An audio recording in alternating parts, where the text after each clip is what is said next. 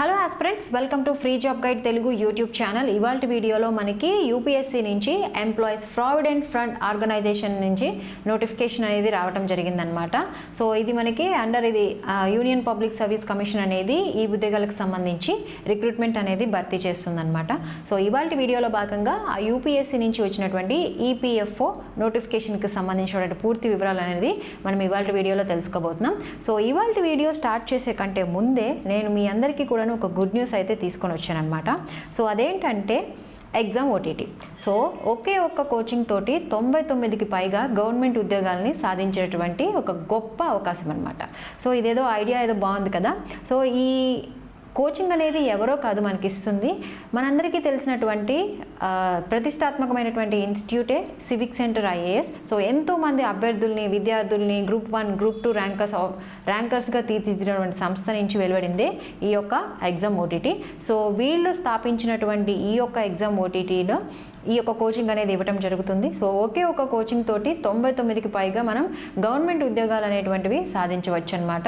So ఓవరాల్గా మనకి ఈ ఇయర్లో చూసుకున్నట్లయితే 2026 సంవత్సరానికి కాను 2,63,235 ఉద్యోగాలు ఉన్నాయి. అంటే వేరియస్ ఆర్గనైజేషన్స్ నుంచి మొత్తం అన్నీ కలుపుకొని ఓవరాల్గా 2.5 lakh ప్లస్ జాబ్స్ అనేవి ఉన్నాయన్నమాట.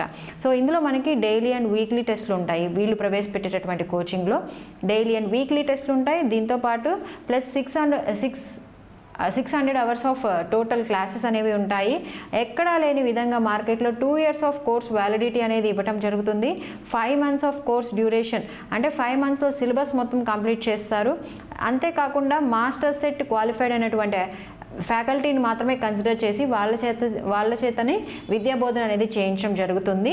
దీంతోపాటు ఎక్కడైతే ఇంటర్వ్యూ గైడెన్స్ అనేది అవసరం అవుతుందో అక్కడ ఇంటర్వ్యూ గైడెన్స్ అనేది కూడాను వీళ్ళు ప్రొవైడ్ చేస్తారనమాట.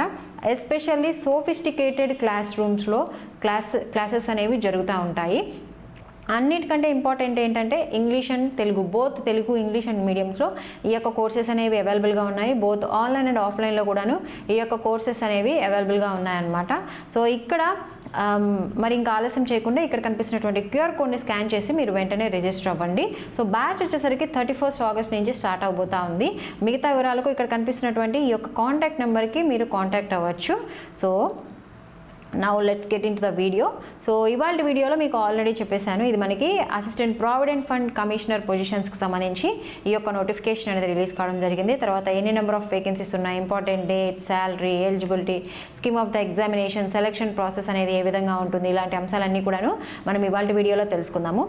సో ఇక్కడ చూసినట్లయితే ఇది మనకి employees provident fund organisation under ministry of labour and employment నుంచి ఈ యొక్క రిక్రూటింగ్ ఆర్గనైజేషన్ అనేది రిలీజ్ కావడం జరిగింది. సో టోటల్గా 80 పొజిషన్స్ అనేవి ఉన్నాయి. 22nd ఆగస్ట్ నుంచి అప్లికేషన్ డేట్ అనేది స్టార్ట్ అయింది. 11th సెప్టెంబర్ తోటి ఈ యొక్క అప్లికేషన్ డేట్ అనేది క్లోజ్ అయిపోతుంది అనమాట. సో జాబ్ లొకేషన్ వచ్చేసరికి న్యూఢిల్లీలో ఉంటుంది, ఆల్ ఇండియా సర్వీస్ లయబిలిటీస్లో. సో ఇది మనకి అఫీషియల్ వెబ్సైట్. సో ఈ అఫీషియల్ వెబ్సైట్ లింక్ అనేది కూడా నేను మీకు కింద డిస్క్రిప్షన్లో అవైలబుల్గా ఉంచుతాను. సో దీని తర్వాత మనకి ఇంపార్టెంట్ డేట్స్ కనుక చూసినట్లయితే మీకు 22nd నుంచి అప్లికేషన్ డేట్ అనేది స్టార్ట్ అయింది. 11th సెప్టెంబర్ తోటి క్లోజ్ అయిపోతుంది.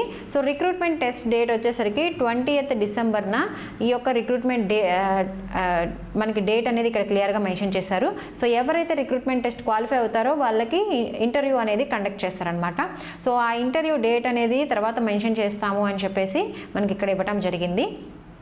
సో దీని తర్వాత మనం వేకెన్సీ వైజ్గా ఉన్నటువంటి 80 పొజిషన్స్లో వేకెన్సీ మనకి కేటగిరీ వైజ్గా ఉన్నటువంటి వేకెన్సీస్ అనేవి చూసినట్లయితే అన్రిజర్వ్డ్కి సంబంధించి 29, ఈడబ్ల్యూఎస్కి సంబంధించి 8, ఓబీసీకి సంబంధించి 18, ఎస్సీకి సంబంధించి 15, ఎస్టీకి సంబంధించి 10.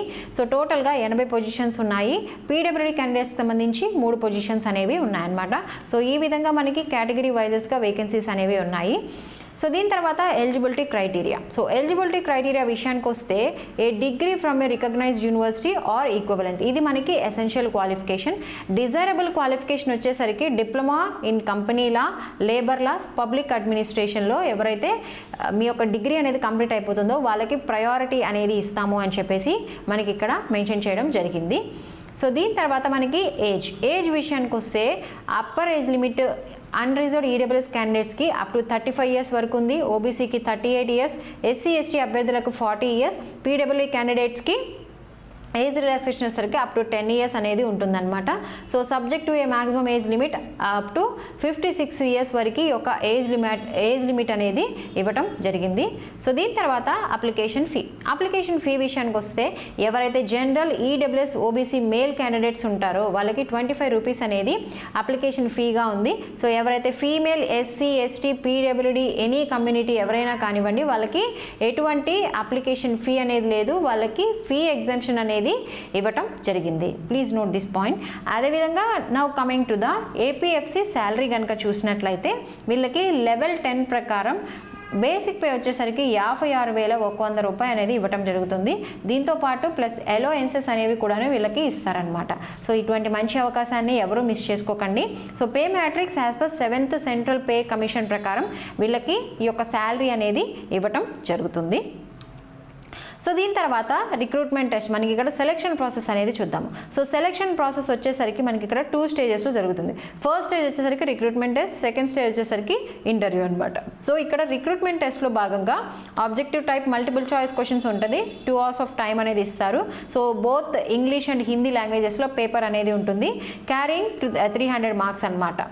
సో రాంగ్ ఆన్సర్స్కి పెనాల్టీ అంటే 1/3 రాంగ్ ఆన్సర్కి అనేది పెనాల్టీ అనేది ఉంటుంది. సో ఇంటర్వ్యూ వచ్చేసరికి 100 మార్క్స్కి ఇంటర్వ్యూ ఉంటుందన్నమాట.